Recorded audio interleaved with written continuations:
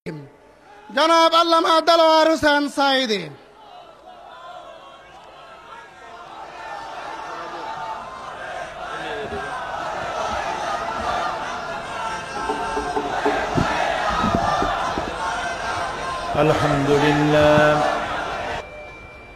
আলহামদুলিল্লাহ নাহমাদুহু ওয়া নাস্তাঈনুহু ওয়া নাস্তাগফিরুহু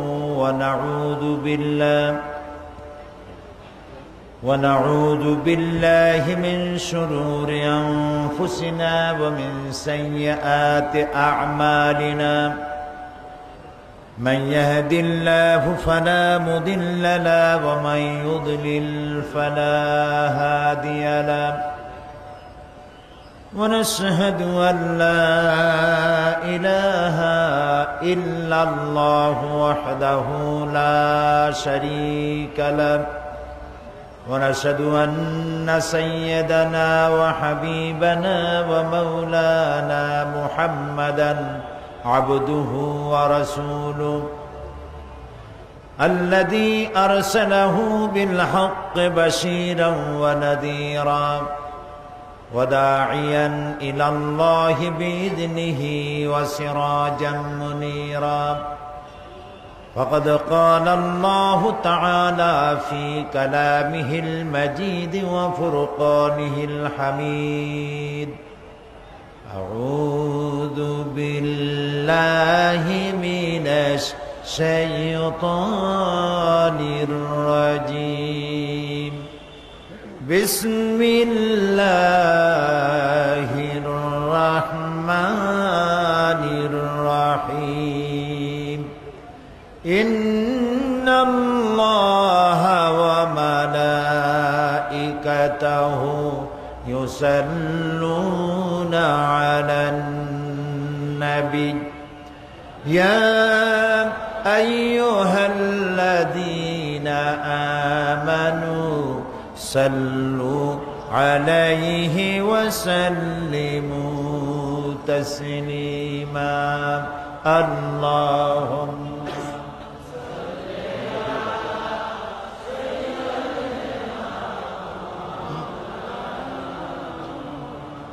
وعلى آل سيدنا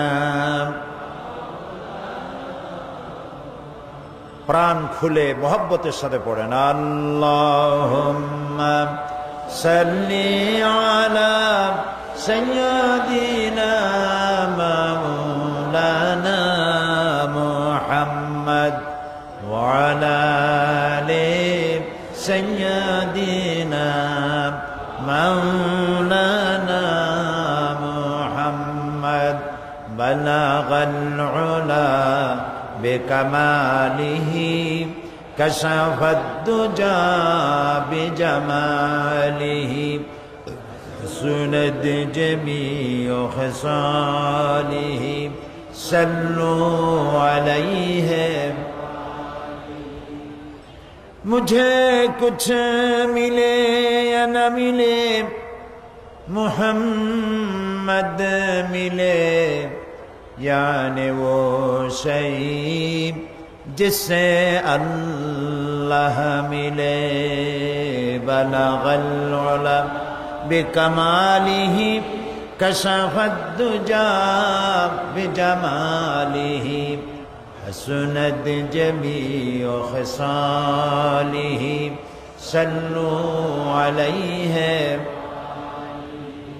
یہ تیری معراج تھی کہ تو لوح و قلم تک پہنچا اور میری معراج ہے کہ میں تیرے قدم تک پہنچا بلغ العلا بکمالہ کشف الدجى بجمالہ حسنت جميع خصاله صلوا عليه اللهم آمين ربنا ظلمنا أنفسنا وإن لم تغفر لنا وترحمنا لنكونن من الخاسرين আয় আল্লাহ তাআলা চট্টগ্রাম সমাজ কল্যাণ পরিষদ কর্তৃক আয়োজিত 26তম বার্ষিকী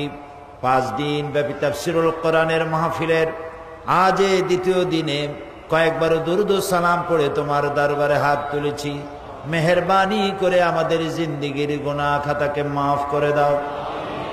আয় আল্লাহ তাআলা, এ মাহফিলের আয়োজন যারা করেছেন আর শোনার জন্য যারা এসেছেন, কিয়ামতের দিন মুসিবতের সময় এ মাহফিল আমাদের সকলের জন্য নাজাতের ওসিলা বানিয়ে দিও আল্লাহ রব্বুল আলামিন। এই মাহফিলে আল্লাহ তাআলা তোমার দরবারে কিয়ামত পর্যন্ত মাহফিল কবুল করে নাও। ইয়া রব करम तू अगर करे वो बात दे जुबां को जो दिल पर असर करे। रब्बना तक़ब्बल मिन्ना इन्नका अंतस समीउल अलीम व तुब अलैना इन्नका अंतत तव्वाबुर रहीम। सुब्हान रब्बिका रब्बिल इज्जति अम्मा यसिफून व सलामुन अलल मुरसलीन वल्हम्दुलिल्लाहि रब्बिल आलामीन। সম্মানিত সভাপতি, বন্ধুবর হযরতুল আল্লাম মৌলানা শামসুদ্দিন সাহেব, আল্লাহ তাআলা তাকে হায়াতে তাইয়্যিবা সেহাতে কুল্লিয়া দান করুন। বিশেষ অতিথি, রৌনক বখশ মেহমান, আন্তর্জাতিক খ্যাতিসম্পন্ন আলেমে দ্বীন মুফাসসিরে কোরআন হযরতুল আল্লাম মৌলানা লুৎফুর রহমান সাহেব দামাত বরকাতুহুমুল আলিয়া, হাজারাত উলামায়ে কেরাম, উপস্থিত চট্টগ্রাম এবং বাংলাদেশের বিভিন্ন এলাকা থেকে আগত, পার্শ্ববর্তী দেশ থেকে আগত সম্মানিত ভাইয়েরা, পর্দার আড়ালের মা এবং বোনেরা, সুপ্রিয় সাংবাদিক বৃন্দ, আইন শৃঙ্খলায় নিয়োজিত বাহিনী, আসসালামু আলাইকুম ওয়া রাহমাতুল্লাহি ওয়া বারাকাতুহু। মহান আল্লাহ রব্বুল ইজ্জত ওয়াল জালাল, তার দরবারে শুকরগুজার হচ্ছি, যিনি চট্টগ্রামের ঐতিহ্যবাহী বীর চট্টলার ময়দানে একা এক করে করে 26টি বছর কোরআনে কারীমের আওয়াজ উচ্চকিত করেছেন। সেই মনিবের দরবারে নতশিরে শুকর আদায় করি, পড়ছি আলহামদুলিল্লাহ। রব্বানা লাকাল হামদ হামদান কাসীরান তাইয়্যিবান মুবারাকান ফীহি ইয়া রাব্বি লাকাল হামদু কামা ইয়ানবাগি লিজালালি ওয়াজহিকা ওয়া আযীমি সুলতানিকা। প্রাণ ভরে মনিবের শুকর আদায় করে নিলাম। তিনি দয়া করেছেন বলেই আসতে পেরেছি, তিনি দয়া করেছেন বলেই শোনার তৌফিক পেয়েছি। তিনি যদি দয়া না করতেন, বাছাই না করতেন, বলার এবং শোনার সুযোগ না দিতেন, আমরা আসতে পারতাম না, বলতেও পারতাম না। ঠিক না ভাই? সুতরাং সমস্ত প্রশংসা কার? আল্লাহ রাব্বুল আলামিনের। কোরআনে কারীমের মাহফিলের চাইতে শ্রেষ্ঠ মাহফিল আল্লাহর আকাশের নিচে জমিনের উপরে আর একটাও হতে পারে না। মাহফিল দুই রকমের হয়, জলসা দুই রকমের হয়। একটা হচ্ছে জলসায়ে রহমানি, আর একটা হচ্ছে জলসায়ে শয়তানি। একটা শয়তানের জলসা আর একটা রহমানের জলসা। শয়তানের জলসা হচ্ছে ওইগুলি যে জলসাগুলিতে মানুষকে অশ্লীল বানায়, পাপাচারে উদ্বুদ্ধ করে, মিথ্যে প্রতি আকৃষ্ট করায়, আল্লাহ থেকে দূরে সরিয়ে দেয়। এগুলি হচ্ছে শয়তানের মাহফিল। আর রহমানের মাহফিল হচ্ছে সেগুলি যেখানে আল্লাহ তাআলার প্রশংসা করা হয়, আল্লাহর কথা বলা হয়, রাসূলের কথা বলা হয়, যেখানে আল্লাহর জিকির করা হয়। এর থেকে শ্রেষ্ঠ মাহফিল আকাশের নিচে জমিনের উপরে আর একটাও হতে পারে না। কোরআন হচ্ছে মহাবিশ্বের মহাবিস্ময়। নবী করিম সাল্লাল্লাহু আলাইহি ওয়াসাল্লাম বলেছেন, লা তুহসা আজাইবুহু ওয়ালা তুবলা গারাইবুহু। এই কোরআন, এর আশ্চর্যকারিতা, বিস্ময়কারিতার কোনো শেষ নাই। এটা কোনো দিন পুরাতন হবে না, জীর্ণ হবে না। যত শুনবে তত নতুন মনে হবে। সুবহানাল্লাহ। এটা যদি নতুন না মনে হতো তাহলে 26 বছর একটা জায়গায় এত লোক, এগুলো কি আসতো 26 বছর? কি মনে করেন আপনারা? এবং প্রত্যেক দিন তো লোক কমা দরকার ছিল। কোরআনের কথা শুনতে যদি একাধিক দিন কোথাও মাহফিল হয় তো লোক কি ক্রমান্বয়ে কমে না বাড়ে? কমে না বাড়ে? কারণ কি? পুরান পুরান কথা কয় সেই জন্য নাকি? কোরআন চির নতুন। সুবহানাল্লাহ।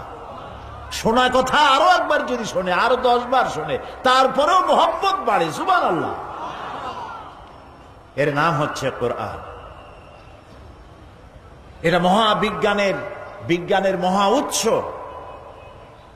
জীবন পরিচালনার সকল নীতি দিয়ে সমৃদ্ধ করা হয়েছে কোরআনকে। জীবন পরিচালনা করতে যত নীতিমালা প্রয়োজন, সমস্ত নীতিমালার মূল নীতি কোরআনে কারীমের মধ্যে বিধৃত করা হয়েছে। এবং আল্লাহর প্রতি ঈমান আর পরকালে বিশ্বাস, এই দুটি জিনিসই প্রকৃতপক্ষে মানুষকে জবাবদিহিমূলক জীবন আচরণে তাকে বাধ্য করে। ইসলাম হালাল এবং হারামের একটি সীমারেখা নির্ধারণ করে দিয়েছে। সামাজিকতা, নৈতিকতা, লেনদেন সম্পর্কে বিধিবিধান দিয়েছে। আর এগুলি কার্যকর করার জন্য ইসলাম সামরিক বাহিনী ব্যবহার করে নাই, পুলিশ ব্যবহার করে নাই। মানুষের ঈমান এবং প্রত্যয় এগুলিকে মানতে বাধ্য করেছে। সুবহানাল্লাহ। পৃথিবীতে আইন প্রয়োগ করার জন্য গভর্নমেন্টকে যে কত খরচ করতে হয়, কত চেষ্টা করতে হয়, কত পুলিশ, কত আর্মি, কত বিডিআর কাজে লাগানো লাগে, তারপরেও আইন কার্যকরী করা খুবই কঠিন। কিন্তু ইসলামের আইন, কোরআনের আইন প্রতিষ্ঠা করতে এত কষ্ট হয় নাই, যেহেতু আল্লাহ রাব্বুল আলামিন একটি ভিন্ন তরজে, একটি ভিন্ন কায়দায় এই আইনগুলিকে কার্যকরী করেছেন। প্রথমে মানুষের জেহেন তৈরি করেছেন, তারপরে আইন প্রয়োগ করেছেন। একদিনই জাকাত আসে নাই, একদিনই নামাজ ফরজ হয় নাই, একদিনই হজ ফরজ হয় নাই, একদিনই মদের আইন, মদকে নিষিদ্ধ করা হয়নি। মানুষের মন মস্তিষ্ককে মোটিভেশন করা হয়েছে, তার জেহেন তৈরি করা হয়েছে, তার মেন্টালিটি তৈরি করা হয়েছে, তারপরে আইন দেওয়া হয়েছে। হাদিস শরীফে এসেছে, নবী করিম সাল্লাল্লাহু আলাইহি সাল্লামের জামানায় এক মহিলা এসে রাসূলকে বলছেন, ইয়া রাসূলুল্লাহ, আমি জিনা করে ফেলেছি। নাউজুবিল্লাহ। তিনি চেহারা ঘুরিয়ে ফেললেন। মহিলা এদিকে এসে বললেন, হে রাসূল, আমি জিনা করেছি। রাসূল আবার চেহারা আরেক দিকে ফেরালেন। মহিলা এসে বলল যে আমি জিনা করেছি। কয়বার বলা হলো? রাসূলুল্লাহ জিজ্ঞেস করলেন, তুমি কি চাও? মহিলা বললেন, হে রাসূল, আমি তো শয়তানের ওয়াসওয়াসায় পড়ে কামটা করে ফেলেছি। আমি দুনিয়ার শাস্তি, কোরআনের যে শাস্তি আছে সেই শাস্তি ভোগ করতে চাই। কিয়ামতে জাহান্নামের আগুন আমি সহ্য করতে পারবো না। রাসূলুল্লাহ বললেন, তুমি কি জিনা কর্তৃক গর্ভবতী হয়েছো? সে বলল যে হ্যাঁ তাই। তিনি বললেন, তোমার উপরে এখন হজ জারি করা যাবে না, কারণ তুমি অপরাধ করেছো। তোমার গর্ভস্থিত সন্তান তো কোনো অপরাধ করেনি। তুমি চলে যাও, ডেলিভারির পরে তুমি ফিরে এসো। শুনতেছেন কথা? মহিলা চলে গেলেন। রাসূলুল্লাহ তার পেছনে গোয়েন্দা বিভাগের লোক লাগালেন না, তার নামে মামলা ফাইল করলেন না, তার পেছনে কোনো পুলিশ লাগালেন না। মহিলা সন্তান প্রসব করার পর এই মহিলা ফিরে এসেছে, বলছে, রাসূল, আমার তো সন্তান হয়েছে। আপনি বলেছিলেন সন্তান হওয়ার পর আপনি হজ জারি করবেন, আমার সন্তান হয়েছে, এবার আপনি আমার উপরে হজ জারি করেন। নবী করিম সাল্লাল্লাহু আলাইহি ওয়াসাল্লাম বলছেন, তোমার সন্তানের তো হক আছে তোমার দুধ পান করা। মহিলা ফিরে গেল, এবারও তার পিছনে পুলিশ লাগানো হলো না। দুধ ছাড়ার বেশ আগে এই বাচ্চাকে নিয়ে মহিলা আবার ফিরে আসছে, হে রাসূল, আমার বাচ্চা এখন দুধ খাওয়া বাদ দিয়া রুটি খাইতে পারে, রুটি খেয়ে জীবন ধারণ করতে পারে। এই যে দেখুন তার হাতে রুটি, এখন সে রুটি খেতে পারে। আপনি এখন তাড়াতাড়ি করে আমার উপরে শরীয়তের আইন জারি করুন, কারণ আমি যদি এই অবস্থায় মারা যাই জাহান্নামের আগুন আমি বরদাস্ত করতে পারবো না।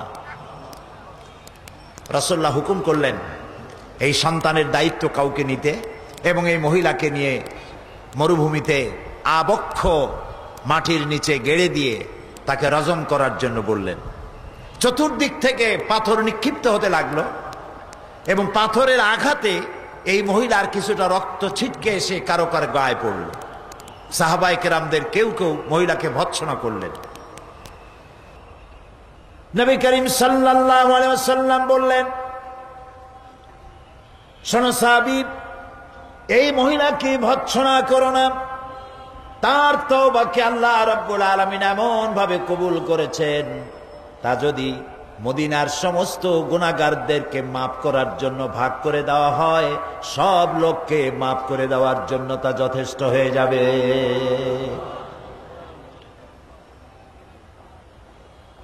এই হাদিস আমি এই জন্য শোনালাম, ইসলাম আইন প্রয়োগ করার জন্য বল প্রয়োগ করেনি, সেনাবাহিনী এবং পুলিশ ব্যবহার করেনি। আল্লাহর প্রতি ঈমান এবং পরকালে বিশ্বাস। গতকাল কি ঈমানের কথা বলেছি মনে নাই? কার প্রতি ঈমানের কথা বলেছি? আল্লাহর প্রতি ঈমানের কথা বলেছি। সেই আল্লাহর প্রতি ঈমান এবং পরকালে বিশ্বাস মানুষকে সদাচরণে উদ্বুদ্ধ করে, জবাবদেহিমূলক জীবন যাপনে উদ্বুদ্ধ করে। সুতরাং কোরআনে বর্ণিত, কোরআনে বিভিন্ন জায়গায় বিধিনিষেধ এর সীমারেখা অঙ্কন করা হয়েছে, আর বলা হয়েছে তিলকা হুদুদুল্লাহ, এই হলো আল্লাহর সীমানা, ফালা তাকরাবুহা, এর নিকটবর্তীও হইও না, এই সীমানাকে ক্রস করো না। সুতরাং আল্লাহ যে হালাল এবং হারাম কোরআনে বর্ণনা করেছেন, আদেশ এবং নিষেধ করেছেন, এটাকে মেনে, হালাল এবং হারামকে মেনে, আদেশ নিষেধকে মেনে নিয়ে যারা জীবন পরিচালনা করে তারাই প্রকৃতপক্ষের মুসলমান। আর ওরা মুসলমান নয়, ওরা মুসলমান নামের অযোগ্য, যারা মুসলিম নাম ধারণ করে ওজনে কম দেয়, খাদ্যে ভেজাল দেয়, মিথ্যা কথা বলে, মদ জুয়ায় ডুবে থাকে, জিনা ব্যভিচারে লিপ্ত হয়, সরকারের আর জনগণের টাকা আত্মসাৎ করে, সরকারকে অথবা জনগণকে অস্থিতিশীল করার জন্য নৈরাজ্য সৃষ্টি করে, সন্ত্রাসী তৎপরতা চালায়। এরা মানুষ নামের কলঙ্ক। আজকে ইসলাম আর সন্ত্রাস দুটোকে মিলায় ফেলানো হয়েছে। সন্ত্রাসী বলা হচ্ছে মুসলমানদেরকে। ইসলাম গোড়া থেকেই ইসলাম সন্ত্রাস, ইসলামে সন্ত্রাস নাই। ইসলামে আগেও ছিল না সন্ত্রাস, এখনো কোনো সন্ত্রাস নাই। যারা মুসলমানদেরকে, ইসলামকে যারা সন্ত্রাসের বদনাম দেয়, তারা নিজেরাই সন্ত্রাসের হোতা। সন্ত্রাস তারাই সৃষ্টি করে। এই জন্য সন্ত্রাসী তার কোনো দল নাই, তার কোনো সমাজ নাই। সন্ত্রাসীরা মানুষ নয়, সন্ত্রাসীদের বেঁচে থাকার কোনো অধিকার নাই। সন্ত্রাসকে বাঁচায় রাখা, সন্ত্রাসীদেরকে বাঁচিয়ে রাখার অর্থই হচ্ছে সন্ত্রাসকে জীবিত রাখা। এই জন্য ইসলাম গোড়া থেকেই সন্ত্রাসের বিরুদ্ধে কথা বলেছে। সেজন্য মানুষকে তার পশু প্রবৃত্তি থেকে উদ্ধার পাওয়ার জন্য আল্লাহর প্রতি ঈমান এবং পরকালে বিশ্বাসী কেবলমাত্র পারে মানুষকে সঠিকভাবে মনুষ্যত্বর চরিত্রের গুণাবলীতে ধন্য করার জন্য কোরআনের আইনের কোনো বিকল্প নাই। এটাই হচ্ছে শ্রেষ্ঠ আইনের কিতাব। আজকে আমি আপনাদের সামনে কোরআনে কারীমের গতকাল সূরা বাকারার 177 নম্বর আয়াত তেলাওয়াত করে সেই ব্যাপারে কথা বলতেছিলাম। আজকেও যথারীতি সেখান থেকে আলোচনা করব যেখান থেকে আমরা ছেড়ে এসেছিলাম। আপনারা আমার সাথে পড়ে নেন, কারণ শয়তান চায় না মানুষ আল্লাহর কোরআন শুনে হেদায়েত পাক। এটা শয়তান সহ্য করতে পারে না, ঠিক না ভাই? সেই জন্য শয়তানের ওয়াসওয়াসা থেকে পানাহ দিতে পারেন কেবলমাত্র কে? আসুন আল্লাহর কাছে পানাহ চাই। পড়েন, আউযু বিল্লাহি মিনাশ শাইতানির রাজীম, বিসমিল্লাহির রাহমানির রাহিম। বিতাড়িত মরদুদ শয়তানের ওয়াসওয়াসা থেকে পানাহ চাই পরম করুণাময় আল্লাহ রাব্বুল আলামিনের নামে শুরু করছি। লাইসাল বিররা আন তুওয়াল্লু ওয়ুজুহাকুম কিবালাল মাশরিকি ওয়াল মাগরিবি ওয়ালাকিন্নাল বিররা মান আমানা বিল্লাহি ওয়াল ইয়াউমিল আখিরি ওয়াল মালাইকাতি ওয়াল কিতাবি ওয়ান নাবিয়্যিন। লাইসাল বিররা আন তুওয়াল্লু ওয়ুজুহাকুম কিবালাল মাশরিকি ওয়াল মাগরিব। পূর্ব দিকে আর পশ্চিম দিকে মুখ ঘুরানো, এটার মধ্যেই কল্যাণ নিহিত নয়। প্রকৃত পুণ্যের কাজ হচ্ছে, নেকির কাজ হচ্ছে আল্লাহর প্রতি ঈমান, পরকালে বিশ্বাস, ফেরেশতা, কিতাব এবং নবীদের প্রতি বিশ্বাস। গতকাল আমরা আল্লাহর প্রতি ঈমানের ফায়দাগুলি বলতেছিলাম। আজকে আলোচনা করব আখিরাতের প্রতি ঈমান, এবং এই আলোচনাগুলি আল্লাহ যদি ইচ্ছে করেন আমাদের হেদায়েতের জন্য যথেষ্ট হতে পারে। আমরা বলি আমিন, সবাই বলি আমিন। পরকাল, আমরা সাধারণত দুইটি কালে বিশ্বাসী, দুই জগতে বিশ্বাসী, ইহজগৎ আর পরজগৎ, ইহকাল আর পরকাল। আখিরাতের প্রতি ঈমান আনার অর্থই হলো যে মানুষের জন্ম এক বিশেষ উদ্দেশ্যে হয়েছে। সে এক দায়িত্বশীল সত্তা, তাকে এক পূর্ণাঙ্গ জীবন ব্যবস্থা দেওয়া হয়েছে, সে অনুযায়ী তাকে আমল করার দায়িত্ব দেওয়া হয়েছে, এবং তা পরিত্যাগ করে ইচ্ছামতো জীবন যাপন করতে পারবে না। এক কথায়, যে ব্যক্তি পড়েছেন লা ইলাহা ইল্লাল্লাহু মুহাম্মাদুর রাসূলুল্লাহ, জোরে পড়েন লা ইলাহা ইল্লাল্লাহু মুহাম্মাদুর রাসূলুল্লাহ। কোন ইলাহ নাই আল্লাহ ছাড়া, উপাস্য নাই, মাবুদ নাই, মুহাম্মদ সাল্লাল্লাহু আলাইহি ওয়াসাল্লাম আল্লাহর রাসূল। এই কথা যারা ঘোষণা করলো তাদের জীবনকে তারা দুইটা ভাগ করতে পারবে না। এক ভাগে আল্লাহর কথা মানবো, আর এক ভাগে নিজের ইচ্ছা মতো চলবো। নামাজ, রোজা, হজ, যাকাত আল্লাহর কথা মতো, অর্থনীতি, সমাজনীতি, রাষ্ট্রনীতি আর একজনের কথা মতো। জীবনকে দ্বিধা বিভক্ত করার কোনো ইখতিয়ার কোনো মুসলমানকে দেওয়া হয় নাই। আর মনে রাখতে হবে, যে ব্যক্তি মুসলমান তাকে কোরআনের আইন মেনে চলতে হবে। এখানে যা হালাল করেছে তাই গ্রহণ করতে হবে, যা হারাম করেছে তা বর্জন করতে হবে, যা আদেশ করেছে তা মানতে হবে, যা নিষেধ করেছে তার থেকে ফিরতে হবে। এই কাজ যারা করে তাদের নাম মুসলমান। জোরে বলেন, তাদের নাম মুসলমান। এর বিপরীত যারা, তাদের পরিচয় হচ্ছে মুনাফিক। এর বিপরীত যারা মুসলমান নামধারী, এর বিপরীত যারা, তাদের পরিচয় কি? মুনাফিক। মানুষের জীবন পরকালের আলোচনা করতে গিয়ে একটা ভূমিকা দেওয়া দরকার, তা না হলে বুঝে আসবে না। মানুষের জীবন মৃত্যুর সাথে সাথে শেষ হয়ে যায় না, মৃত্যুর সাথে আরেকটি জীবন আছে। ওই জীবনে আমাদের সকলকে উঠতে হবে। প্রিয় ভাই সব, মানুষ তো জীবন দিতে পারে, অর্থ দিতে পারে, সব দিতে পারে, কিন্তু নিজের মা বাপের ধর্ম পরিত্যাগ করা মানুষের পক্ষে সহজ না কঠিন? বলেন সবাই সহজ না কঠিন?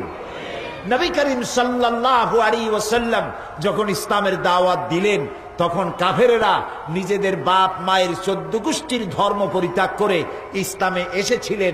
এটা কি রাসূল জাদু করেছিলেন? নাউজুবিল্লাহ, জাদু করেননি। তিনি তাদেরকে এই কথাটা বুঝাতে সক্ষম হয়েছিলেন যে এই জীবন শেষ নয়, তোমাদের সকলের মৃত্যু হবে, আমরা সবাই মরে যাব, এই মৃত্যুর পর আরেকটা জীবন আসবে, ওই জীবনে এই জীবনের প্রত্যেকটি কাজ এবং কথার হিসাব আল্লাহর দরবারে দিতে হবে। এই কথা বুঝাতে রাসূল সক্ষম হয়েছিলেন। সুবহানাল্লাহ। সেই জন্য এই পৃথিবী একদিন শেষ হয়ে যাবে, আমরা মরে যাব, এই পৃথিবী একদিন শেষ হয়ে যাবে, তারপরে নতুন এক জীবন আসবে। কোরআনের পরিভাষায় সেদিনের নাম কিয়ামত, সেই দিনের নাম আখিরাত। প্রিয় ভাই সব, এটার নাম কোরআন শরীফ। এর নাম কি? এর মধ্যে কয়টা পারা আছে? 30 পারা।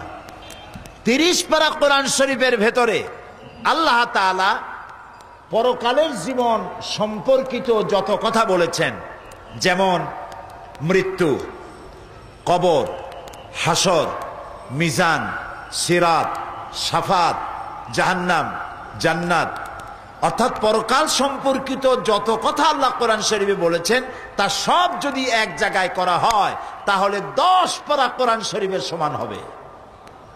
তার মানে গোটা কোরআনের 1/3 পরকালের কথা বলা হয়েছে। একটি মানুষ ভালো হওয়ার জন্য যে আয়াতটি আমি বাছাই করেছি আপনাদের শোনাবার জন্য, এই একটি লম্বা আয়াতের ব্যাখ্যা যদি আমরা আমল করতে পারি, গ্রহণ করতে পারি, দুনিয়ায় সার্থক জীবন, পরকালে জাহান্নাম থেকে আল্লাহ মুক্তি দিবেন। আমরা বলি আমিন। আখিরাতের উপরে ঈমান আনার কারণেই মানুষের জীবন সুন্দর হতে পারে এবং জীবন সুষম হতে পারে। পরকাল হবার একটি যুক্তি এভাবে দেওয়া যায়, বহুত যুক্তি আছে, তা আমি দেব না, এক কথায় বলি। সারা বছর ব্যবসা করার পর যেমন হিসাবের জন্য একটা দিন আসে, সারা বছর পরীক্ষা দেওয়ার পর, লেখাপড়া করার পর পরীক্ষা দেওয়ার যেমন একটি সময় আসে, অনুরূপভাবে এই পৃথিবীতে জীবনকাল শেষ হয়ে যাওয়ার পর একটি সময় আসবে, যেই সময়টার নাম হলো কিয়ামত, যেই সময়টার নাম হলো আখিরাত। এই কিয়ামত কবে হবে এটি প্রশ্ন। আল্লাহ রাব্বুল আলামিন কিয়ামতের কথা বলেছেন, ইন্নাল্লাহা ইনদাহু ইলমুস সাআ ওয়া ইউনাজ্জিলুল গায়সা ওয়া ইয়ালামু মা ফিল আরহাম وما تدري نفس ماذا تكسب غدا وما تدري نفس بأي أرض تموت إن الله عليم خبير إن الله عنده علم الساعة নিশ্চয়ই কিয়ামত কবে হবে এই জ্ঞান আল্লাহর কাছে। এই জ্ঞান কার কাছে? কিয়ামত কবে হবে এ কথা কেউ বলতে পারবে না। কে পারবেন বলতে? আল্লাহ তাআলা। এখানে আল্লাহ তাআলা 5টি জ্ঞানের কথা বলেছেন, যে 5টি বিষয় আল্লাহর নলেজে রয়েছে। অসংখ্য জিনিস আল্লাহর নলেজে, সবই আল্লাহর নোটিশে। আল্লাহ তাআলা এখানে 5টি কথা বলছেন। কিয়ামত কবে হবে এটা আল্লাহ তাআলা জানেন। ওয়া ইউনাজ্জিলুল গায়স, আর বৃষ্টি বর্ষণ কবে কখন হবে এটাও আল্লাহ বলতে পারেন কখন হবে। রেডিও, টেলিভিশন, ব্যারোমিটার যন্ত্রের মাধ্যমে আবহাওয়া পরিদপ্তর তাদেরকে খবর জানায়। সেই খবর অনুযায়ী রেডিও টেলিভিশন বলে আগামীকাল বেলা এতটায়, দুপুরে, বিকেলে অমুক অমুক এলাকায় এত মিলিমিটার বৃষ্টি হতে পারে, বজ্রসহ বৃষ্টি হতে পারে। হবেই এমন কথা কেউ বলতে পারে না। বৃষ্টির আসল জ্ঞান কার কাছে? আল্লাহ তাআলার কাছে। ওয়ায়ালামু মা ফিল আরহাম, আর মায়ের পেটে কি আছে সেটা কে জানে? আল্লাহ তাআলা জানে। এখানে কেউ কেউ আবার একটুখানি বিভ্রান্তির মধ্যে পড়ে গেছেন। কেউ কেউ বলেন, প্রশ্ন করেছেন, ওয়ায়ালামু মা ফিল আরহাম, মায়ের পেটে কি আছে জানে আল্লাহ, কিন্তু ডাক্তাররাও তো জানে। ডাক্তাররাও বলে দিতে পারে যে মায়ের পেটের মধ্যে ছেলে আছে না মেয়ে আছে। বিষয়টা কিন্তু তা না। ওয়ালামু মা ফিল আরহাম, মায়ের পেটে কি আছে আল্লাহ জানে। তার মানে হচ্ছে মায়ের পেটে যে সন্তান আছে এই সন্তান ভাগ্যবান না হতভাগ্য, সে দুনিয়ায় ভালো কাজ করবে না খারাপ কাজ করবে, সে কি গরিব হবে নাকি ধনী হবে, সে কি পৃথিবীতে ভালো কাজ করে কিয়ামতে জান্নাতে যাবে না খারাপ কাজ করে জাহান্নামে যাবে। তার জীবনের সব কিছু জানতে পারেন একমাত্র কে জানে? আল্লাহ রাব্বুল আলামিন। ওয়ামা তাদরি নাফসুম মাযা তাকসিবু গাদা, আর কেউ জানে না আগামীকাল সে কি কামাই করবে। ওয়ামা তাদরি নাফসুম বিআইয়ি আরদিন তামুত, আর কেউ জানে না, কোন নফস জানে না কোন দেশে কোন মাঠে কখন কোথায় তার মৃত্যু হবে, কেউ জানে না। ইন্নাল্লাহ আলিমুন খাবীর, এ সব কিছুই একমাত্র আল্লাহ তাআলা পরিজ্ঞাত, তিনি সব জানেন। নবী করিম সাল্লাল্লাহু আলাইহি ওয়াসাল্লামের কাছে প্রশ্ন হতো, ইয়াসআলুনাকা আনিস সাআতি আইয়ানা মুরসাহা, আপনাকে তারা জিজ্ঞেস করে কিয়ামত কবে হবে। বলে দিন এর খবর তো কেবলমাত্র আল্লাহ তাআলাই জানেন। এ খবর বান্দার কাছে দেওয়া হয় নাই, পরকালের খবর কেবলমাত্র আল্লাহ তাআলাই সুস্পষ্টভাবে জানেন। ইয়াসআলুনাকা আনিস সাআতি আইয়ানা মুরসাহা ফিমা আনতা মিন যিকরাহা ইলা রাব্বিকা মুনতাহা, তারা আপনাকে জিজ্ঞাসা করে কিয়ামত কবে হবে, এর বর্ণনার সাথে আপনার কি সম্পর্ক। এর চূড়ান্ত জ্ঞান তো আপনার রবের, আপনার রব আল্লাহ ছাড়া কিয়ামত কখন হবে কেউ জানে না। একমাত্র আল্লাহ রাব্বুল আলামিন, তার কাছেই রয়েছে কিয়ামতের জ্ঞান, কবে সেই পরকাল হবে। তবে এই পরকাল সম্পর্কিত কতগুলি নজির দৃষ্টান্ত আল্লাহ তাআলা দেখিয়ে দিয়েছেন। কিয়ামতের আগমন হঠাৎ করে ঘটলেও তার পূর্বে কিছু আলামত নিদর্শন প্রকাশিত হবে, এ ব্যাপারে কোরআনে কারীমে আল্লাহ তাআলা বলছেন, ফাহাল ইয়ানজুরুনা ইল্লাস সাআতা আন তা'তিয়াহুম বাগতাতান ফাকাদ জাআ আশরাতুহা, তারা কি শুধু এই অপেক্ষায় রয়েছে যে কিয়ামত তাদের নিকট হঠাৎ এসে পড়ুক। বস্তুত কিয়ামতের লক্ষণ সমূহ তো এসেই পড়েছে। সুতরাং কিয়ামত এসে পড়লে তারা উপদেশ যেন গ্রহণ করে। কিয়ামতের কতগুলি লক্ষণ আছে। বুখারী শরীফের হাদিসের মধ্যে কিয়ামতের 7টি ছোট লক্ষণ আর 5টি বড় লক্ষণ বলা হয়েছে। শর্ত, সিমটম, লক্ষণ। ছোট ছোট লক্ষণ হলো, 1, ইলমের ঘাটতি হবে, অজ্ঞতার বিস্তৃতি হবে, অর্থাৎ দ্বীনি ইলম এর ঘাটতি হবে, অজ্ঞতার বিস্তৃতি হবে। নবী করিম সাল্লাল্লাহু আলাইহি ওয়াসাল্লামের একটি হাদিস এখানে এরকম আছে। হযরত আলী রাদিয়াল্লাহু তাআলা আনহু হাদিসটি বর্ণনা করেছেন, ইউশিকু আন ইয়াতিয়া জামানুন লা ইয়াবকা মিনাল ইসলামে ইল্লা ইসমুহু ওয়া লা ইয়াবকা মিনাল কুরআনে ইল্লা রাসমুহু। নবী করিম সাল্লাল্লাহু আলাইহি ওয়াসাল্লাম বলেছেন, এমন একটি অতি তাড়াতাড়ি এমন একটা সময় আসবে যখন ইসলামের নাম ব্যতিরেকে আর কোনো জিনিস থাকবে না। সব জায়গায় ইসলাম ব্যবহার করা হবে, কিন্তু সেখানে ইসলাম থাকবে না। নাম ইসলামিয়া কলেজ, কিন্তু ইসলাম পড়ানো হবে না। নাম ইসলামী স্টোর, কিন্তু ইসলাম অনুযায়ী দোকান পরিচালনা করা হবে না। নাম আছে ইসলাম, ইসলামের শুধু ব্যবহার চলবে, কিন্তু ইসলামের কার্যকারিতা সেখানে থাকবে না। আর অজ্ঞতা, জেহালাত বিস্তৃতি হবে। অর্থাৎ কোরআনের ইলম যেখানে নাই সেখানেই জেহালাত হবে, এটাই স্বাভাবিক। ইসলাম সর্বপ্রথম আল্লাহ তাআলা নবীর কাছে যে জ্ঞানটা দিয়েছিলেন, যে হুকুমটা করেছিলেন, সেটি নামাজ ছিল না, রোজা ছিল না, হজ ছিল না, যাকাত ছিল না, সেটি ছিল ইকরা, পড়ো পড়ো পড়ো। যত পড়বে তত জ্ঞান বাড়বে। সুতরাং না পড়ার কারণে মানুষ বিভ্রান্ত হচ্ছে, আর এই বিভ্রান্ত হয়ে ইবাদতের বিকল্প অন্য কিছু তৈরি করছে, আল্লাহর বিকল্প তৈরি করছে, অন্যের কাছে সাহায্য চাচ্ছে। যেমন একটি কথা এখনই মনে পড়ল, আপনারা কি বলতে পারেন নামাজের বিকল্প কিছু আছে? নামাজের বিকল্প কোন ইবাদত আছে? রোজার বিকল্প কোন ইবাদত আছে? হজের বিকল্প কোন ইবাদত আছে? কিন্তু ইদানিং গ্রামে গঞ্জে কথা ছড়িয়ে পড়েছে, টঙ্গী যে বিশ্ব ইজতেমা হয়, এইখানে যদি 3 বার কেউ যায় তাহলে একটি হজের সওয়াব হয়ে যায়। বলেন নাউযুবিল্লাহ, বলেন নাউযুবিল্লাহ। এই কথা তাবলীগের কোন মুরব্বী বলে না, এই কথা তাবলীগের কোন আলেমেরা বলে না, কিন্তু এই কথাটি কেমনে কেমনে ছড়িয়ে গেছে আর বলতেছে হজের পরেই দ্বিতীয় বৃহত্তম মুসলিম সমাবেশ। এবছর কয়েকজন আলেম আমাকে বলেছেন তারা নিজের চোখে দেখেছেন কয়েকজন লোককে ইহরাম পরা অবস্থায় টঙ্গীতে। ইন্না লিল্লাহি ওয়া ইন্না ইলাইহি রাজিউন। কত বড় মারাত্মক জাহালাত! লক্ষ লক্ষ লোক এক জায়গায় হয়েছে, তাতে কি হয়েছে? এখানেও তো লক্ষ লক্ষ লোক হবে, তাতে হয়েছে কি?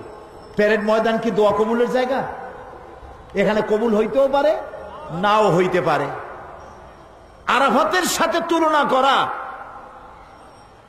পৃথিবীতে 150 কোটি মুসলমান, এই 150 কোটি মুসলমান যদি কোনো একটা মাঠে একত্রিত হয় তাহলে তা কি আরাফাতের ময়দানের 1 ইঞ্চি জমিনের বরাবর হবে? কোথায় আরাফাত আর কোথায় টঙ্গী? আরাফাতে তো আল্লাহ ডাকছেন, আরাফাতে কে ডেকেছেন বলেন জোরে? সেখানে হাজিরা দেওয়া বিত্তশালী লোকদের জন্য ফরজ। আরাফাতের ময়দান সেই ময়দান যেখানে আদম আলাইহিস সালাম থেকে শুরু করে নবী করিম সাল্লাল্লাহু আলাইহি সাল্লাম পর্যন্ত সমস্ত নবীদের চোখের পানি শুকিয়েছে। এই ময়দানে যারা উকুফে আরাফা করে 9 জিলহজ, নবী করিম সাল্লাল্লাহু আলাইহি সাল্লাম বলেছেন মান হাজ্জা লিল্লাহ ফালাম ইয়ারফুস ওয়ালাম ইয়াফসুক রাজাকা ইয়াউমিন ওয়ালাদাতহু উম্মুহু। যে হজে গিয়ে অশ্লীলতা করে না, ঝগড়াঝাটি করে না, সে হজের দিন আরাফাত থেকে বেরিয়ে আসে এমন অবস্থায় মা যেমন নতুন বাচ্চা প্রসব করলো নিষ্পাপ, আরাফাত একজন হাজীকে নিষ্পাপ করে বের করে দেয়।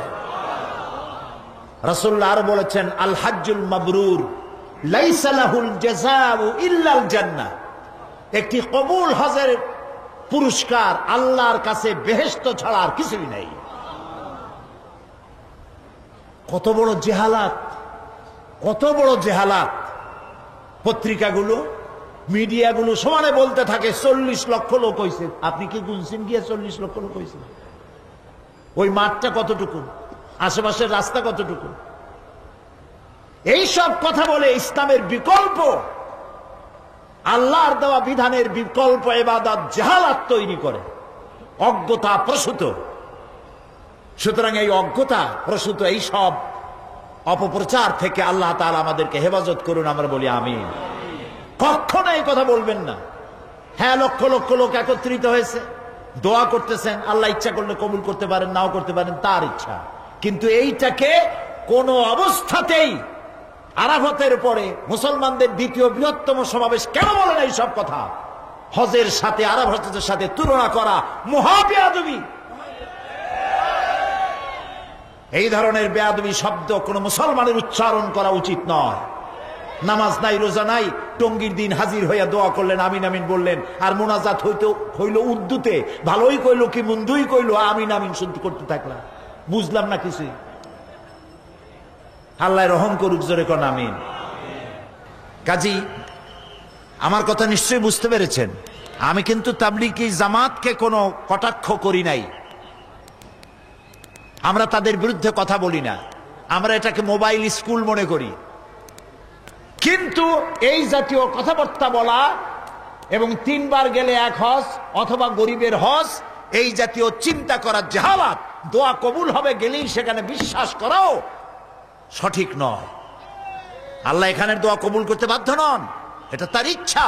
সুবহানাল্লাহ বলে, দোয়া কবুল আল্লাহ তাআলার ইচ্ছা।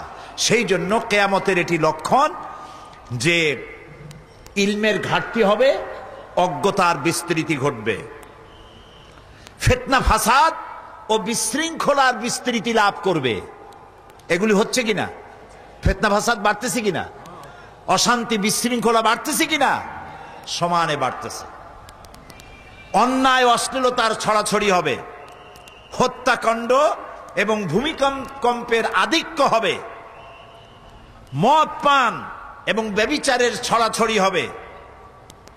জীবনের প্রতি মানুষ বীতশ্রদ্ধ হয়ে মৃত্যু কামনা করবে। মুসলমানদের বিরুদ্ধে অন্য জাতিসমূহের ঐক্য হবে। এটা হলো বুখারী শরীফের হাদিস। নবী করিম সাল্লাল্লাহু আলাইহি সাল্লাম বলেছেন এই 7টি লক্ষণ প্রকাশিত হবে কিয়ামতের আগে। এগুলি হয়েছে কিনা? তাই বলে চিন্তা করেন না যে কালকেই বুঝি কিয়ামত হয়ে যাবে, এখনো অনেক দেরি আছে। এই সব লক্ষণগুলি প্রকাশিত হয়ে গেছে। মুসলমানদের বিরুদ্ধে সারা পৃথিবীর কাফেরেরা আজ ঐক্যবদ্ধ। টের পাচ্ছেন? তাদের অস্ত্রের শক্তি, তাদের ঐক্যের শক্তি যখন সুসংহত, তখন মুসলমানেরা দ্বিধা বিভক্ত, একজন আরেকজনকে সহ্য করতে পারে না। যখন ঐক্যের সবচাইতে বেশি জরুরি, তখন আমরা অনৈক্য হয়ে পড়েছি, হাজারো দল ভাগ করেছি। কেউ কেয়ামি, কেউ লা কেয়ামি, কেউ গোল টুপি, কেউ পাঁচকলি, কেউ পাগড়িওয়ালা, কেউ বিনা পাগড়ি, কেউ মিলাদি, কেউ মিলাদ দাঁড়ায় পড়লো, কেউ বসে পড়লো, কেউ মোটেও পড়লো না। এইভাবে নানান রকমের মতপার্থক্য সৃষ্টি আমরা করে ফেলেছি এবং আমরা এখন পৃথিবীর সমস্ত কাফেরদের টার্গেটে পরিণত হয়েছি। তারা আমাদেরকে যে কোনো সময় হামলা করে আমাদের সমস্ত দেশগুলিকে তছনছ করে দেওয়ার জন্য ঐক্যবদ্ধ হয়েছে। আল কুফরু মিল্লাতুন ওয়াহিদা, কাফেররা হচ্ছে আসলে এক জাত। রাসূলুল্লাহ বলেছেন কাফেররা আসলে কি? এক জাত। তো কাফেররা যদি এক জাত হয়, আল কুফরু মিল্লাতুন ওয়াহিদা যদি হয়, তাহলে আল মুসলিমু মিল্লাতুন ওয়াহিদা হতে অসুবিধা কি?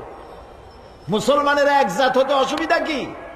কোনো অসুবিধা ছিল না যদি আমরা যার যার যিনি যেটা বুঝি সেইটা নিয়ে মনে করা হয় যে আমার ইসলাম খাঁটি। ইসলাম আমার বানাই কেন? ইসলাম কার? জোরে বলেন কার? সেই জন্য এক কালেমা, এক কোরআন, এক হাদিস, রাসূল এক, কোরআন এক। সুতরাং আল্লাহ তাআলার এই ঐক্যের মধ্যে তিনি যে ঐক্য সৃষ্টি করেছিলেন তার মধ্যে যদি আমরা জমায়ে থাকতে পারতাম, তাহলে আমাদের সমস্যা হতো না। কিয়ামতের 7টি লক্ষণ এরকম বড় বড়, আর 5টি লক্ষণ হচ্ছে ছোট বড়। ছোট লক্ষণ হলো 7টি, আর 5টি হলো বড়। বড় লক্ষণ হচ্ছে দাজ্জালের আগমন, দাজ্জাল আসবে। এরপরে ঈসা আলাইহিস সালামের অবতরণ হবে, ইমাম মাহদীর আবির্ভাব হবে, ইয়াজুজ মাজুজের আত্মপ্রকাশ ঘটবে এবং পশ্চিম দিক থেকে সূর্য উদয় হবে। এগুলি কিয়ামতের লক্ষণ। আর যেদিন পশ্চিম দিক থেকে সূর্য উদিত হবে, সেদিন আর দোয়া কবুল হবে না, দোয়া কবুলের দরজা বন্ধ হয়ে যাবে। এখন এই সব লক্ষণ প্রকাশিত হওয়ার পর কিয়ামত অনুষ্ঠিত হবে। মৃত্যুর পর পুনরুত্থানে বিশ্বাসী যারা, তারা তাদের জীবনকে সুসংহত করার এই যে সুযোগ, সময়, এই সময়টা কাজে লাগানো প্রয়োজন। কিন্তু এক শ্রেণীর কপাল পোড়া বুদ্ধিজীবীরা, তারা জীবন মনে করে মাতৃগর্ভ থেকে শুরু করে মৃত্যু পর্যন্ত কবরে প্রথিত হয়ে যায়, এরপরে আর কোনো জীবন নাই। সুতরাং ইট, ড্রিঙ্ক অ্যান্ড বি মেরি, খাও, পান করো, ফুর্তি করো, এই বেলা ভাই মদ খেয়ে নাও, কাল নিশীথের ভরসা কই, চাঁদনি জাগিবে যুগ যুগ ধরি, আমরা তো আর রব না সই। কাজী জন্মের মতো ঢালো, পাইকারি দরে গেল। মদ খাওয়া, জেনা করা, ব্যভিচার করা এদিকে অগ্রসর হচ্ছে। সুতরাং মানুষ যদি জীবন সুন্দর করতে চায় এবং পরকালে জাহান্নামের আগুন থেকে বাঁচতে চায়, তাহলে পরকালের উপর ঈমান আনতে হবে। এই পৃথিবী একদিন শেষ হবে, সমস্ত প্রাণীরা মরে যাবে, কেউ থাকবে না। আল্লাহ তাআলা তখন হযরতে মালাকুল মউতকে প্রশ্ন করবেন, মান বাকিয়া ইয়া মালাকাল মউত, কে আর বাকি আছে? মালাকুল মউত বলবেন, আয় আল্লাহ তাআলা, এখন বাকি আছে, সব তো গেছে, মানুষ আর নাই, প্রাণী আর নাই, সব শেষ। এখন হযরত জিবরাইল আছেন, মিকাইল আছেন, ইসরাফিল আছেন, আর আমি আপনার সামনে আছি। আল্লাহ তাআলা বলবেন, ইসরাফিল মিকাইলের জান কবজ করো, জিব্রাইলের জান কবজ করো। জিব্রাইলের জান কবজ হয়ে যাবে। সুবহানাল্লাহ। রূহুল কুদুস, রূহুল আমিন, শাদীদুল কুওয়া, সমস্ত নবীদের কাছে যিনি আল্লাহর বার্তা বহন করে এনেছেন তারও জান কবজ হবে। এবারে আল্লাহ তাআলা প্রশ্ন করবেন, মালাকুল মউত আর কে বাকি আছে? মালাকুল মউত বলবেন, আয় আল্লাহ তাআলা, এখন শুধু আমি বাকি, আর কেউ নেই। আল্লাহ তাআলা বলবেন, মউত, ইয়া মালাকুল মউত, মরে যা। মালাকুল মউত মরে যাবে। এখন আকাশে আর জমিনে কে আছেন? জোরে বলেন, কে আছেন? এক মহান সত্তা আল্লাহ তাআলা। এভাবে বহুকাল চলে যাবে। আল্লাহ তাআলা প্রশ্ন করবেন, লিমানিল মুলকুল ইয়াউম, আজকের রাজত্ব কার? ইয়া দুনিয়া আইনা জিবালুকি, হে পৃথিবী তোর পাহাড়গুলো কোথায়? সব ধসে যাবে, পাহাড় থাকবে না, গাছপালা থাকবে না, দরিয়া থাকবে না। আল্লাহ তাআলা প্রশ্ন করবেন, ইয়া দুনিয়া আইনা জিবালুকি, ইয়া দুনিয়া আইনা আশজারুকি, ইয়া দুনিয়া আইনা আনহারুকি, তোমার দরিয়াগুলি কই, গাছগুলি কই, পাহাড়গুলো কই? আইনা জাব্বারু, কোথায় সেই স্বৈরাচারগুলি যারা মানুষের উপরে নির্যাতন করত? লিমানিল মুলকুল ইয়াউম, কার রাজত্ব আজ? আল্লাহ তাআলা নিজেই নিজের প্রশ্নের জবাব দিবেন, লিল্লাহিল ওয়াহিদুল কাহ্হার, আজকের রাজত্ব কেবলমাত্র আল্লাহ রাব্বুল আলামিনের। এরপর আল্লাহ তাআলা সমস্ত প্রাণীগুলিকে পুনরুজ্জীবন দান করবেন। আমরা যখন মানুষকে কবরে রাখি আর তারপরে কবর উপরে যখন মাটি দেই, আমরা কি বলি? মিনহা খালাকনাকুম, জানেন? পড়েন সবাই, মিনহা খালাকনাকুম ওয়া ফিহা নুঈদুকুম ওয়া মিনহা নুখরিজুকুম তারাতান উখরা। কবরের ভিতরে মানুষকে রেখে মাটি দেওয়ার সময় আমরা বলি, এই মাটি দিয়ে তোমাকে তৈরি করা হয়েছিল, আবার এই মাটিতে তোমাকে রেখে গেলাম, এই মাটি থেকেই তোমাকে আবার পুনরুত্থিত করা হবে। হযরত ওসমান রাদিয়াল্লাহু তাআলা আনহু কবরের কাছে এসে খুব কাঁদতেন। সাহাবায়ে কেরাম প্রশ্ন করতেন, আল্লাহ নবীর সাহাবী ওসমান, আল্লাহর নবী যখন জান্নাতের কথা, জাহান্নামের কথা যখন আলোচনা করেন, তখন তো আপনি এত কাঁদেন না যত কাঁদেন কবরের কাছে এসে, কারণ কি? হযরত ওসমান বলেন, সাহাবীরা শোনো, আমি নবীজির মুখে শুনতে পেয়েছি এই কবর হলো প্রথম থানা। আসামি গ্রেপ্তার হয়ে যেমন থানায় আসে, থানা থেকে যদি চার্জশিট হয়ে যায় আর উপায় থাকে না, যদি ফাইনাল হয়ে যায় তাহলে তো বেঁচে গেল। তাহলে নবীর কথা অনুযায়ী এই কবর হলো প্রথম স্টেশন। এখানে যে ব্যক্তি নাজাত পাবে সব জায়গায় নাজাত পেয়ে যাবে। এই কবরে যে ব্যক্তি গ্রেফতার হয়ে যাবে, জবাব দিতে পারবে না, সব জায়গায় আটকা পড়ে যাবে। এই কবর থেকে সমস্ত মানুষগুলিকে উঠানো হবে। আল্লাহু লা ইলাহা ইল্লা হুয়া লায়াজমাআন্নাকুম ইলা ইয়াউমিল কিয়ামাতি লা রাইবা ফীহি ওয়া মান আসদাকু মিনাল্লাহি হাদীসা। আল্লাহ এমন সত্তা যিনি ছাড়া কোনো ইলাহ নাই, তিনি তোমাদেরকে কিয়ামতের দিন অবশ্যই উত্থিত করবেন, সমবেত করবেন। আর এ ব্যাপারে কোনো সন্দেহ নাই, আল্লাহর চাইতে অধিক সত্যবাদী আর কেউ হতে পারে? বলেন পারে কেউ? আল্লাহর চাইতে সত্যবাদী আর কেউ কি আছে? ওয়ামান আসদাকু মিনাল্লাহি কিলা, তার চাইতে সত্যবাদী আর কে?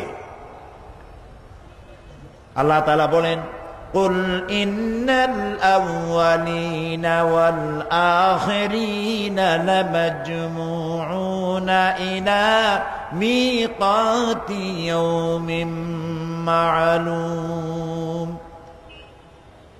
বলুন, পরবর্তী এবং পূর্ববর্তী সকলকেই এক নির্দিষ্ট দিন আল্লাহ দরবার আল্লাহ রাব্বুল আলামিন জমায়েত করবেন, এক জায়গায় উঠাবেন।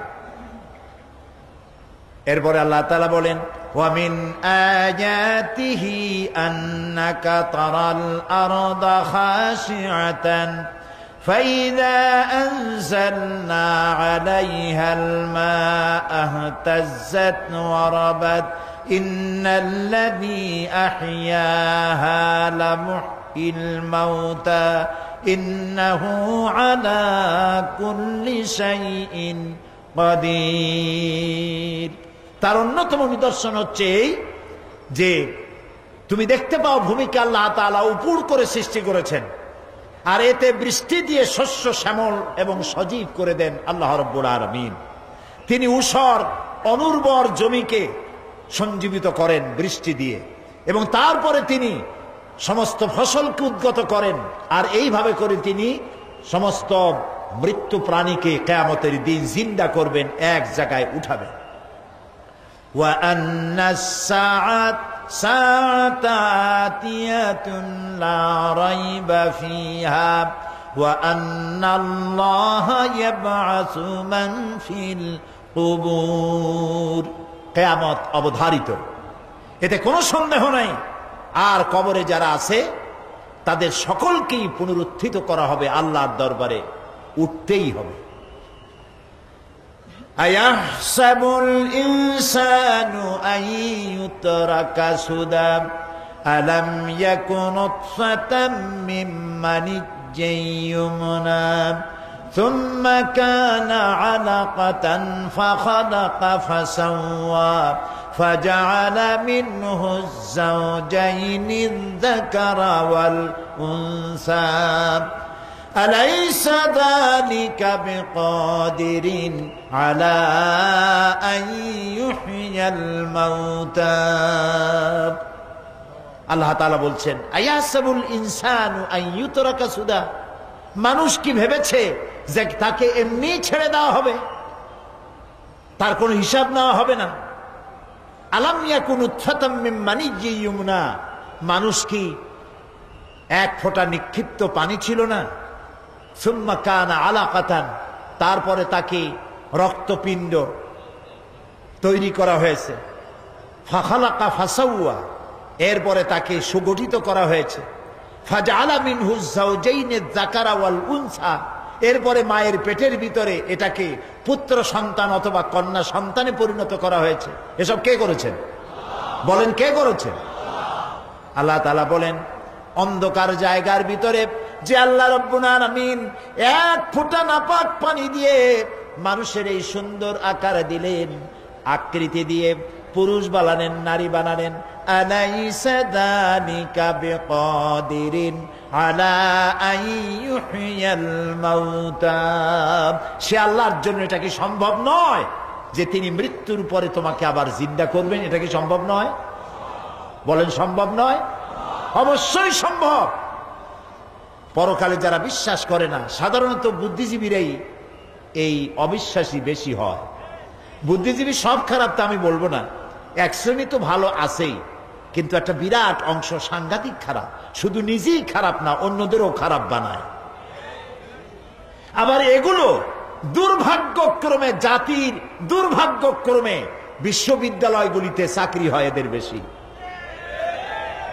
এমন সব বই লেখে, এমন সব কথা লেখে, এত অশ্লীল, চিন্তা করতেও অবাক লাগে যে এত কুরুচিপূর্ণ, এত অশ্লীল ব্যক্তির চাকরি বিশ্ববিদ্যালয় হয় কিভাবে?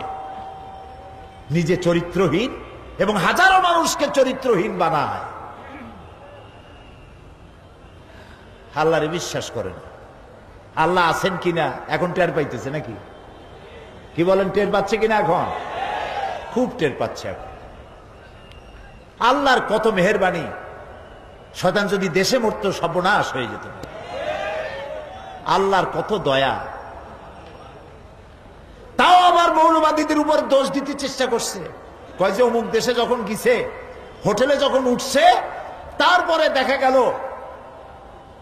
সেই দেশের এয়ারপোর্টে হুজুর মতো একটা লোক চোখ মোটা করে হাতে মেসওয়াক ইদিক উদিক তাকাচ্ছিল।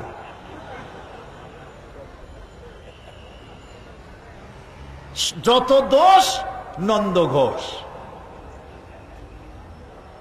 প্রিয় ভাই, সব যারা পরকাল বিশ্বাস করে না, আল্লাহরে বিশ্বাস করে না, তাদের কপাল খারাপ। আমাদের কপাল ভালো, আলহামদুলিল্লাহ বলি। তর্কের খাতিরে বলি, যদি কিয়ামত বলে কিছু যদি না থাকে, আযাব, কবরের আযাব, জান্নাত, জাহান্নাম, বিচার, সিরাত, মিজান কিছুই যদি না থাকে, তাহলে আমরা বিশ্বাস করছিলাম নাই ওগুলা, আমরা বাইসে গেলাম। বিশ্বাস করছিলাম, ওগুলো হইল না, বাইসে গেলাম, তোমরাও বাইসে গেলাম। কিন্তু যদি আসলে থাকেই তেমন কিছু, তাহলে আমরা বিশ্বাস করছি আমরা তো বাঁচবো, তোমাদের দশা কি হবে? আর আসলে সত্যি সত্যি আছে, সত্য সত্য আছেই। সব নবীরা বলেছেন, এমন কোন নবী নাই যিনি কথা বলেন নাই। নবীরাই সত্যবাদী। কে সত্যবাদী? বলেন, কে সত্যবাদী? নবীরা সত্যবাদী। কারণ নবীরা যে কথা বলেন, সে কথা বলেন কার থেকে? এজন্য নবী করিম সাল্লাল্লাহু আলাইহি সাল্লাম নিজের থেকে কখনো কথা বলেন নাই। আল্লাহ রাব্বুল আলামিন বলেছেন, মা ইয়ানতিকু আনিল হাওয়া ইন হুয়া ইল্লা ওয়াহিয়ুন ইউহা। আমার নবী নফসকে অনুসরণ করে কোনো কথা বলেন নাই। যা বলেছেন সেগুলি হলো কোরআনের নামে যা বলেছেন সব ওহী। আমি যা বলতে বলেছি আমার কথাই তিনি বলেছেন। আল্লাহ তাআলা বলছেন হাসর হবে। আল্লাহর কথা মহাসত্য, আল্লাহর কথা মহাসত্য।